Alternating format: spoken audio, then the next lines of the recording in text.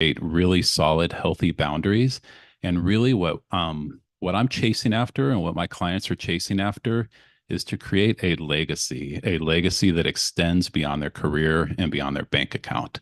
So that's kind of the tagline of who I am and what I do. But similar to you, I also have a podcast, and my podcast is called The Business of Being Dad, and I release new episodes every Tuesday.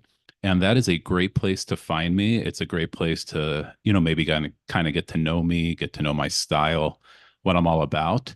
And within each of my episodes, I have show notes that have links to my website, my email, and also to a free strategy call. I call it a free fatherhood strategy call.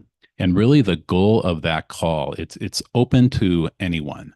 And it is a no sales call, it is a no pressure call.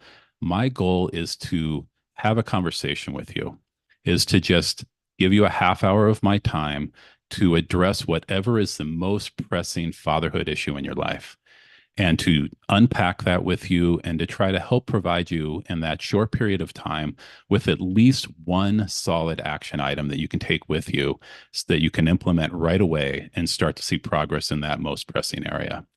So that is, a little bit about how people can find me. But I feel like I haven't told you actually who I am.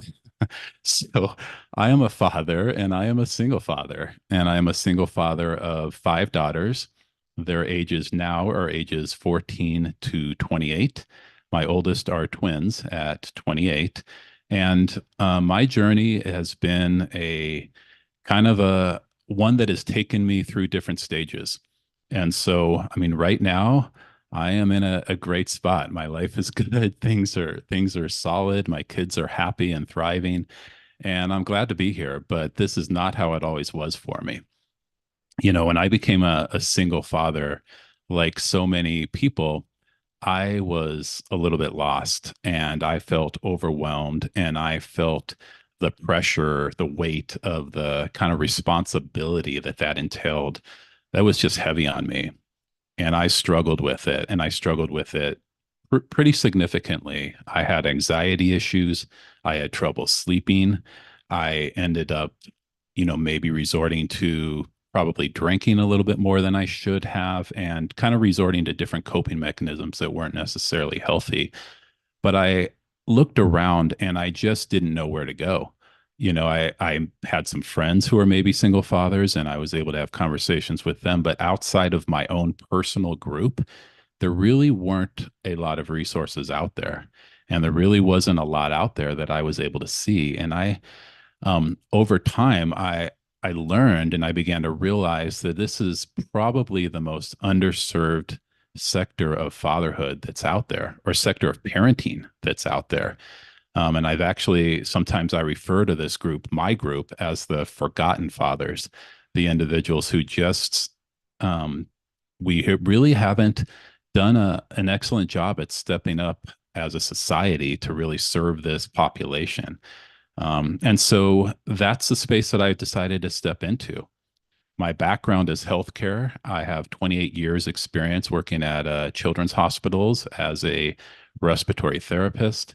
I have a background as working in flights and doing kind of flight rescue type of work within that role. And, so I've always had it in my heart to help people and to serve people. And now I am shifting. About a year ago, I started this process of shifting my career from one of helping and serving within the healthcare field to serving other single fathers that are out there. I know for a lot of single fathers, they always feel abandoned, and a lot of them get consumed by the anxiety, by the anger, by the frustration. They feel that society has left them to fend for themselves, whereas maybe the woman has the resources available to them. Many times they may say that, well, the government finances them through the child support. They may give them assets, such as they get the house and they get the quality time with the children because they usually go over to the children. So for you, when you went through that, what are some of the things that you went through that maybe some other men you hear complain online, such as, I don't see my kids, I'm worse off than I was previously, and I just feel like I have to fight against the world all over again? Yeah. So some of, I'm guessing that my story isn't all that unique, but I will say this. I am very fortunate that I live in Colorado. And what I mean by that is a lot of the kind of custody decisions are kind of state by state as far as how those are enforced. And within the state of Colorado, they do really push towards a 50-50 custody for both parties whenever possible. And I think that is probably becoming more prevalent around the country, but that has not always been the case. And it is still very lopsided overall in the favor of the mom as far as parenting time. But to be more specific to my story, um, I went through a lot of the things you're discussing. I was ordered to pay an extraordinary amount of alimony and, in addition to that, child support, even though I had essentially 50-50 custody of the kids.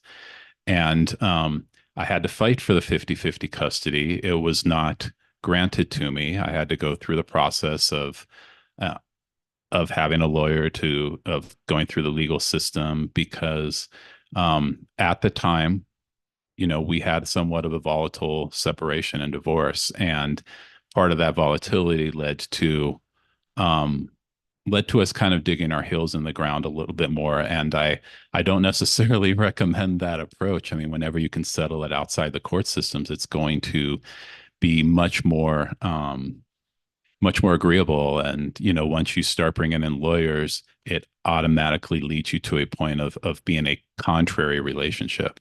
But sometimes it's necessary. And in my case, it was, or I felt that it was. So we had to go through that whole process and it cost me a lot of money. And then I ended up paying about 60% of my income to my ex-wife for that first chunk of time between the alimony and child support. And so that was a struggle for me. And so, as you had mentioned, my life was clearly felt like it was worse off, at least from that standpoint, as I was entering into this process. And I was trying to show my kids that I was there and I was available and I would be present, but I was felt that I was put in a system or in a situation where I was required to work more than I wanted to in order to provide for them appropriately. And so, yeah, that challenge was real and it lasted for a while. And I did struggle with blame and I did struggle with resentment. And I'm not even saying that I shouldn't have, felt that way or felt those things, but I can tell you it didn't serve me, and when I was sitting in this place of blame and I was sitting in this place of resentment, it was not helping me. And more importantly, it was not helping my kids. And, our kids do not ever need to see us as ex-spouses saying or doing anything negative towards their other parent. And I did make sure that I never said anything negative about the girl's mom. But boy, those thoughts were there. and they and I had a lot of struggle internally with that. And so, that's that piece of the isolation that that a lot of people don't talk about. It's not just not having a lot of people around to talk with, it's having these really stressful things in your life that you have to internalize or you feel like you have to internalize. And so, yeah, that was a struggle, but, we made it through it. And I can share more about that if you like, but those are some of the things I went through. I look at some of the women I've dated, and I don't have any children. And if I would have children with them, I already know all the names that I would be called, right? They would call me a monster. They would call me all these other things. And thank God I have a thick skin because I would just brush it off and continue with on my way. But if I had children and I was in a situation where I was married with them and there was a possibility of me losing myself, the finances, for the most part, you can recover from, right? But when you start to lose yourself, you become a person you didn't think you ever were, because now you're in a situation where you have the option to be petty. You have the option to be vengeful. You have the option to be spiteful. You have the option to call this person names, especially when you feel that they're holding your feet to the hot coal and just taking everything from you. I remember I was watching an interview and there was a fantastic part of it. And I said to myself, this is where I believe a lot of men struggle, is that when there's a separation or a breakdown of the marital unit and they decide to move out and they give up the house and everything, if they start to build a new family, they still have the ghost of Christmas past there, right? They still have, okay, I want to get another house, but I'm still 50-50 on this mortgage. I want to start a new family, but I'm still spending X amount of dollars in spousal support and child support. But when you're able to overcome that, it's like a period of triumph. So for you, when you were able to not go down the road of continuing to be vengeful, spiteful, and having these thoughts of, I want to call her all these names. How did that feel to let go of that part of your life? Yeah, well, I'd like to share a story that kind of led me down that path. It kind of led me to that turning point. And while I say that I never really said anything derogatory about the girl's mom, which is true, I'm referring to towards the kids. I did still, vent about her to my friends, and I still did, kind of struggle with that with my family and others, my parents, I mean, and others. Um, but there was a moment that kind of changed everything for me. Here's the thing: is that when you are in that state of blame and you're in that state of you're basically in a state of being a victim and feeling like you have been victimized. And sometimes you have, right? I mean, that's not fake news, right? Sometimes you were a victim. But this is the story of what happened to me is I remember clearly there was a moment where I went to pick up my daughters for their parenting time, and my oldest two daughters, who were 14, 15 at the time, refused to get in the car with me, and they refused to come with me for my time with them.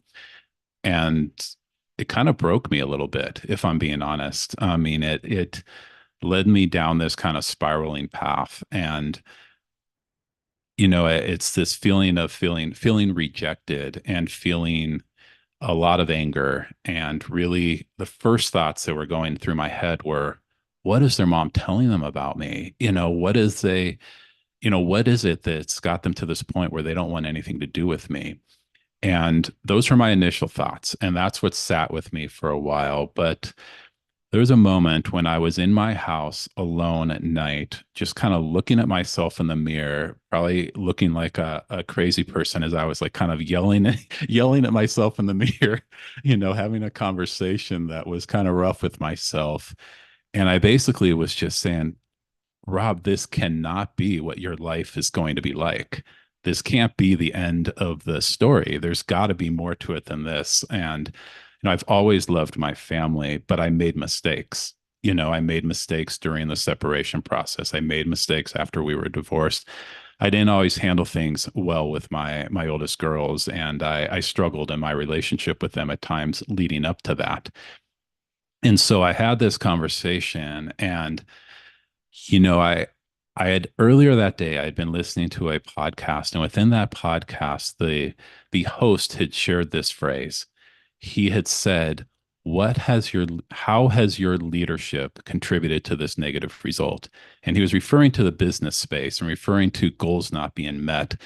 But I internalized that and I basically asked myself that question. But I changed the word leadership to parenting. And I asked myself, how has your parenting contributed to this result, meaning this kind of broken, strained relationship with your daughters? And when I did that, that just